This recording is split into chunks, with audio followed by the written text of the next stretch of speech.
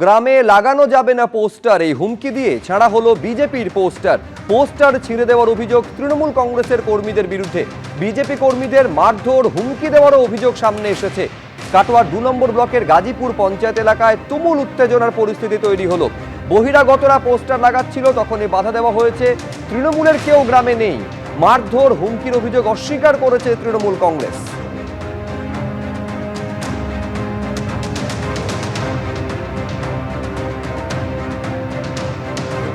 বিজেপির একাধিক পোস্টার ছিঁড়ে দেওয়া হয়েছে, এই ছবি ধরা পড়েছে এবং এই ছবিকে কেন্দ্র করে উত্তেজনা কাটোয়ায়।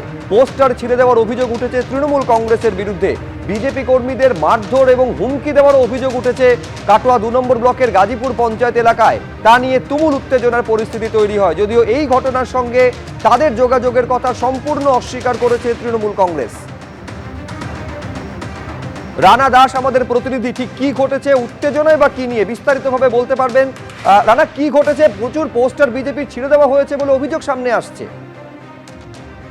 একেবারেই দেখো, বিজেপির তরফ থেকে সেই রকমই অভিযোগ করা হচ্ছে যে তারা পোস্টার দিচ্ছিল গ্রামের বিভিন্ন যে দেয়ালগুলো রয়েছে সেই দেয়ালে তারা পোস্টার দিচ্ছিল এবং সেই পোস্টার যখন তারা দিচ্ছিল সেই সময় তৃণমূলের সেখানে কর্মীরা সেখানে আসে এবং তাদের মারধর করা হয় এবং যে পোস্টার লাগিয়েছিল সেই পোস্টার খুলে দিতে বাধ্য করায় এবং সেখান থেকে খুলে যেমন দিতে বাধ্য করায় সেইভাবে কিন্তু পোস্টার তারা ছিঁড়েও দিয়েছে। দেখো, এই ঘটনাটা ঘটেছে দেয়ারসিন গ্রামে, গাজীপুর পঞ্চায়েতের দেয়ারসিন গ্রাম।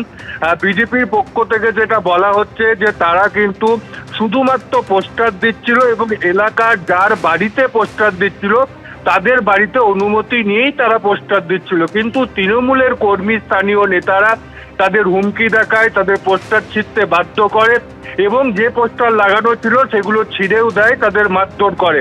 অন্যদিকে তৃণমূলের পক্ষ থেকে সমস্ত অভিযোগ অস্বীকার করা হয়েছে।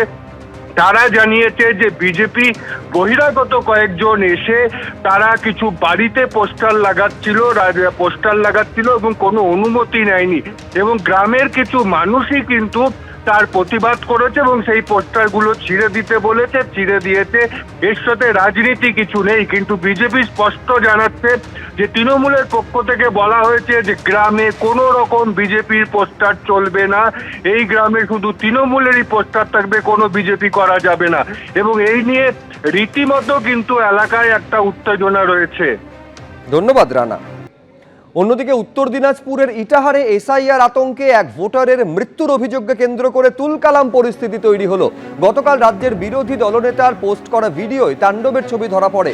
আছাড় মেরে ভাঙা হয় প্লাস্টিকের চেয়ার, বাঁশ লাঠি হাতে দেখা যায় উন্মত্ত জনতাকে। বিক্ষোভ অবরোধ হয়েছে ইটাহারের তৃণমূল বিধায়ক মোশাররফ হোসেনের নেতৃত্বে।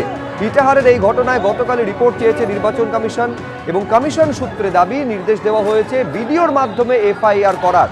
জেলা প্রশাসন সূত্রে দাবি কয়েকজন অজ্ঞাত পরিচয়ের বিরুদ্ধে এফআইআর করা হয়েছে, যদিও বিক্ষোভ অবরোধে যার নেতৃত্ব রয়েছে সেই শাসক বিধায়কের নাম নেই এফআইআরে। রুমা পাল আমাদের প্রতিনিধি, আরো বিস্তারিত এই নিয়ে বলতে পারবেন। রুমা, এক হচ্ছে রিপোর্ট চেয়ে পাঠানো হয়েছিল, সেই রিপোর্ট এসে পৌঁছেছে কিনা, এফআইআর করার যে নির্দেশ দেওয়া হয়েছিল সেই নির্দেশেরই বা কতটা অগ্রগতি?